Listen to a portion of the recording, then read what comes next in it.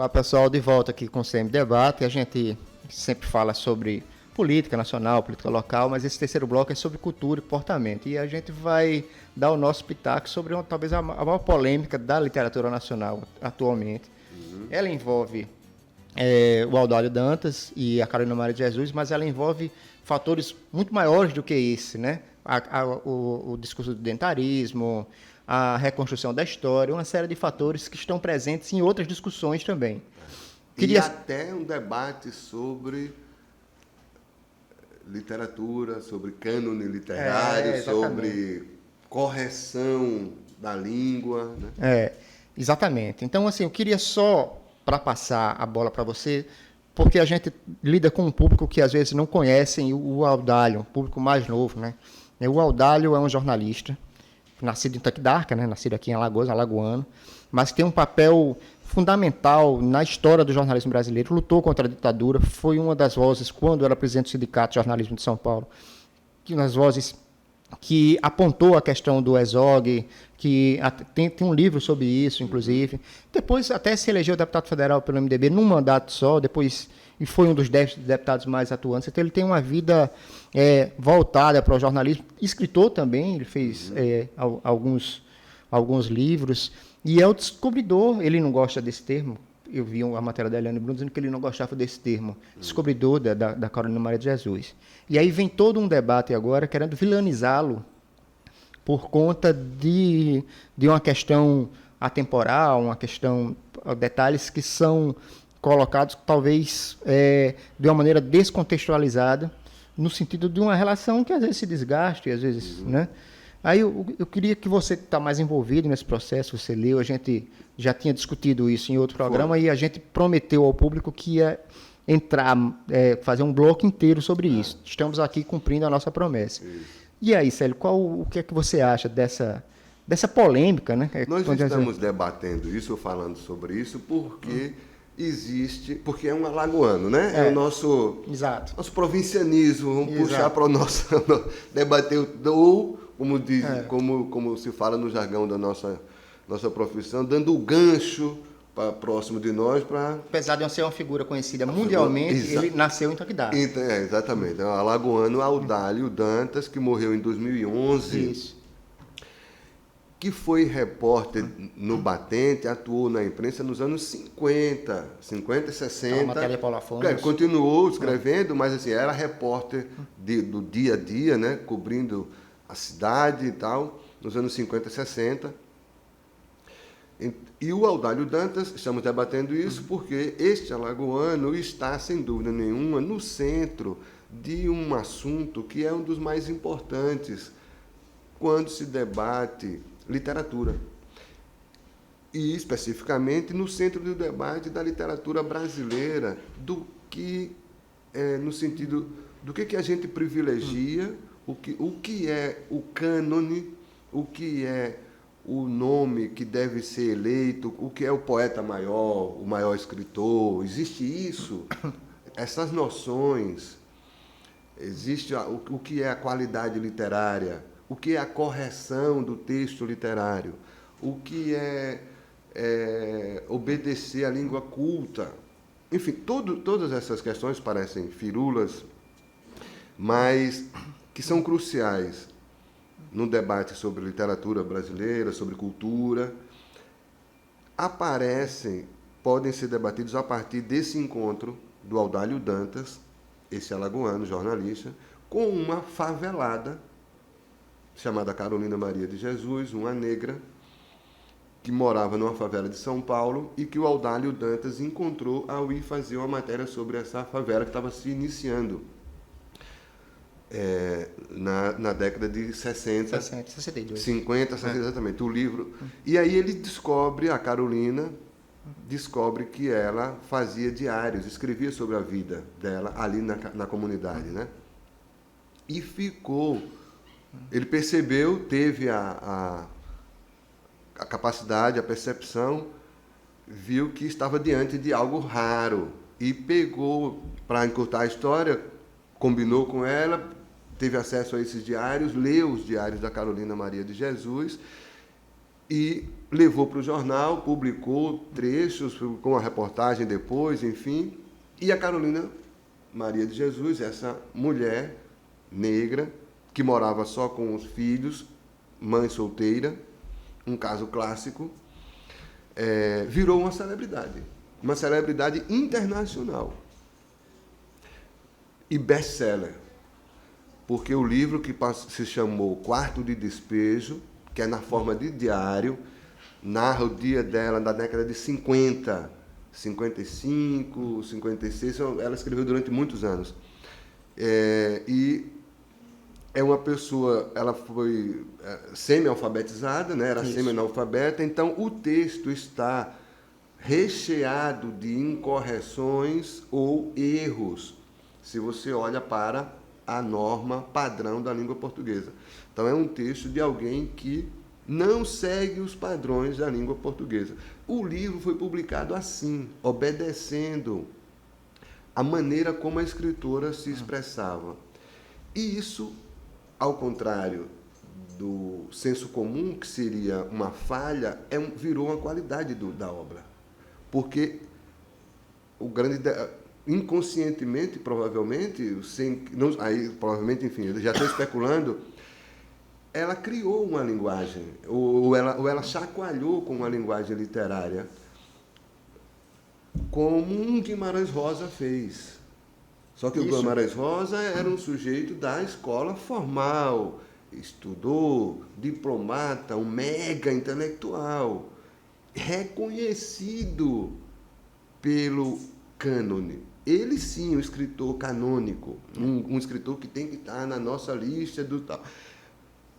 Mas a Carolina Maria de Jesus opera algo tão radical do ponto de vista da experiência com a linguagem quanto o Guimarães Rosa. Então, o que é o erro, o que é o certo? O Guimarães Rosa também descumpre a norma culta, inventa palavras, cria neologismos. A Carolina também faz isso. E lhe surpreende com imagem, com uma palavra escrita de maneira que você não imaginava, e aquilo causa realmente. Você tem vê a coisa de outro jeito porque ela escreveu daquela forma, né? Enfim, essa é uma introdução importante uma para coisa a gente sobre isso. Então ela fez muito sucesso. Por causa disso, ela foi reconhecida, viajou o Brasil, viajou a Europa, viajou o mundo com autógrafo para os seus livros, mas nunca a crítica literária brasileira, ou o establishment, que se chama, o status quo, o sistema, nunca adotou, reverenciou, entendeu a Carolina Maria de Jesus. Ela, resumindo, como eu comparei aqui, ela nunca foi levada para o quadradinho onde está o Guimarães. Deveria, mas não foi. Ninguém estudou. Há, claro, um estudo aqui ou acolá, uma coisa mais longe. Se você for perguntar a qualquer intelectual, até um dia desse, talvez hoje mude, sejam mais cuidadosos. Mas até uma década, menos, e há esses levantamentos na imprensa brasileira, você faz uma enquete com os maiores professores de literatura no país, intelectuais, quais são os 10 maiores livros, quais são os 20, quais são os 30 autores. O tempo todo. Ela não vai aparecer, mas deveria aparecer. Então, o mais curioso disso daí, para mim, o mais instigante, é esse debate.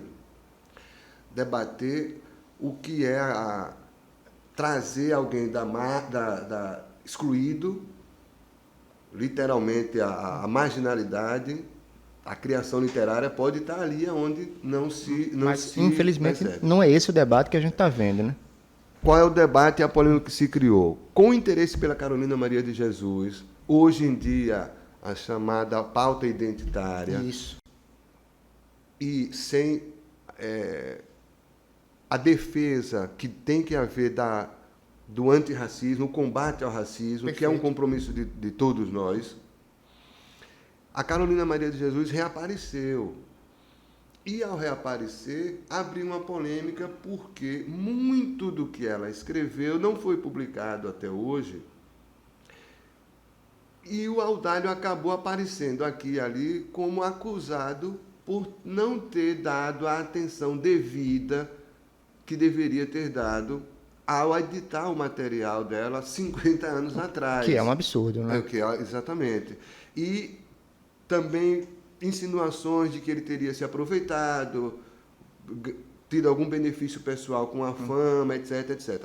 Isso que eu estou falando agora, que é absurdo, como você falou, já incomodava o Audálio muito antes, mas esse assunto não aparecia. Ele apareceu todo agora de uma vez só. Quando a gente vai rever e vai ver depoimentos antigos do Audálio, o assunto era delicado para ele, porque houve a relação dele com a Carolina se desgastou, e isso aparece nos diários dela. Ela se refere ao Audálio muitas vezes, demonstrando que os dois não estavam se entendendo. Né? Que diários são esses? Existe o livro Quarto de Despejo, que saiu em 1960, vem sendo reeditado até hoje, é da editora Ática. Nesses últimos anos, a Companhia das Letras adquiriu, junto à família da Carolina, o direito da obra completa. Então, vai reeditar muito mais coisa, e vai editar pela primeira vez, na verdade, muito material inédito, e vai fazer uma reedição em que reorganiza todos os diários, porque são milhares de páginas. Então, hoje, na praça, se você quiser, quem quiser conhecer a Carolina Maria de Jesus, na praça existem 3 livros dela. Quarto de Despejo, que é um clássico, o primeiro, o livro editado pelo Audálio Dantas, e mais 2, Casa de Alvenaria, volume 1 e volume 2, que o Audálio não publicou. Esses livros mostram a Carolina, é muito curioso porque Quarto de Despejo é a Carolina antes da fama. São os textos que o Audálio descobriu. No Quarto de Alvenaria, você tem o texto em que ela já fala depois dessa repercussão na vida dela que se transformou. Aí ela já fala dela como escritora, viajando, já fala de autoridades, fala de política. Ela era uma mulher fascinante. Ela era uma mulher que atuava antenada com a política, com a informação, do jeito dela, e uma personagem única na história, no pensamento, na cultura, na literatura brasileira. O Audálio não merece nada do que se especulou aqui e ali nessa relação. Ele foi um cara do tempo dele, agiu. Todos os indícios indicam isso, agiu de maneira decente, correta. Exato. E não há problema na biografia dele com essa situação. Muito pelo contrário, ele deve ser exaltado por ter tido esse papel, como eu falei, numa coisa central aí da nossa literatura. Perfeito. Acho que a gente conversou bem sobre esse tema, entendeu? Da minha parte, eu tenho essa reflexão de que isso me incomoda, essa coisa da vilanização do Audálio. A gente tem que exaltar, sim, cara, como você falou, né?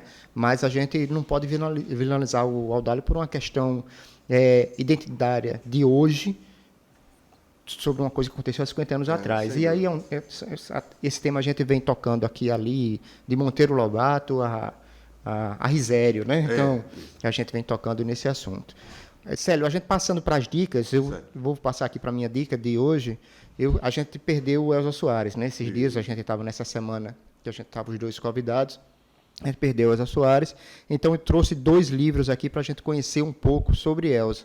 E aí, fazendo já um aponto com essa questão identitária, porque pessoas nas redes sociais se irritaram porque na Folha saiu uma foto da Elza com o Garrincha.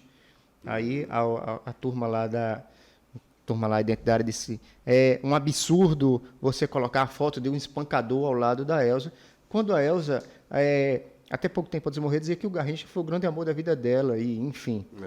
Então, eu trago 2 livros para a gente ver. Um é o do Garrincha, do Rui Castro. O Rui Castro é um craque, sensacional. Você pode fazer críticas a ele, de vida pessoal e tudo mais. Ele, como escritor bibliográfico, ele é fantástico. E essa do Garrincha é um livro essencial. Garrincha é lido por todos esses, estão no Amazon, estão no Submarino, em todas essas online você compra qualquer um desses 2 livros que eu vou colocar aqui, até por um preço bem justo. Esse do Garrincha Liga do Povo estava R$ 38,00, quer dizer, o que é R$ 38,00? Você pode ver online, pode ver. E o outro é da Elza Soares, do Zeca Camargo. Zeca Camargo, jornalista da Globo, já é um livro que não tem a força de um livro do Rui Castro, mas é um livro interessante para você entender a figura da Elza. Por que eu indiquei o do Garrincha? Porque tem vários capítulos no livro falando da relação dos dois e de como a Elza, ela segurou o Garrincha, ela conseguiu fazer com que o Garrincha tivesse uma sobrevida, ao contrário do que os jornalistas da época diziam, né? Aquelas críticas que eles faziam a Elza. E o seu, Célio, qual seria a sua dica? Minha indicação está na Netflix, é um documentário chamado Massacre no Estádio. Perfeito. Que conta a história dos momentos seguintes ao golpe do Chile, né? O golpe do Pinochet, que derrubou o governo eleito democraticamente de Salvador Allende, em 11 de setembro de 73, ou seja, um 11 de setembro tão trágico quanto o 11 de setembro de 2001. Então, o Chile tem esse 11 de setembro porque é tão trágico porque o que aconteceu na ditadura do Chile, mais de quase 4.000 mortos, milhares e milhares de desaparecidos e torturados, uma das ditaduras mais truculentas na América do Sul, nessa leva da sul-americana, né? Nessa leva de ditadura dos anos 60 e 70. O filme é Massacre no Estado Nacional e acompanha a trajetória do cantor e compositor Vitor Hara, que era uma mistura de... licença poética aqui da minha parte, uma mistura de Chico Buarque com Geraldo Vandré, para comparar com o Brasil, né? Um trovador, um cantador. E a trilha sonora da revolução, digamos assim, da coisa socialista, do Allende, era a música do Vitor Hara. Então, quando o governo caiu, eles foram... O Estado Nacional, o massacre no estádio, é porque... Durante 2 meses depois do golpe, mais de 40.000 presos foram levados para esse estádio e muitos morreram. É um campo de extermínio. Um campo de extermínio, exatamente. O Vitor Hara foi morto de maneira... Foi torturado.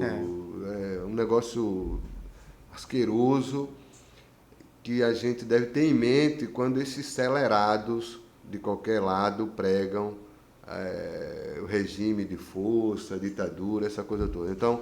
Massacre no Estádio, a história do Vitor Hara, na Netflix, é um grande documentário. Perfeito, Célio. Eu tive no estádio, há 4 anos atrás com a minha esposa, nesse estádio, andamos, fomos até o portão 18, porque tem um pedaço do estádio, o estádio foi reformado, mas tem um pedaço do estádio que eles não reformaram, e tem uma placa lá dizendo que a gente não pode apagar a nossa história, até para pensar no presente, é muito interessante, tem o Museu da Vergonha, é sensacional. Essa história me fascina muito.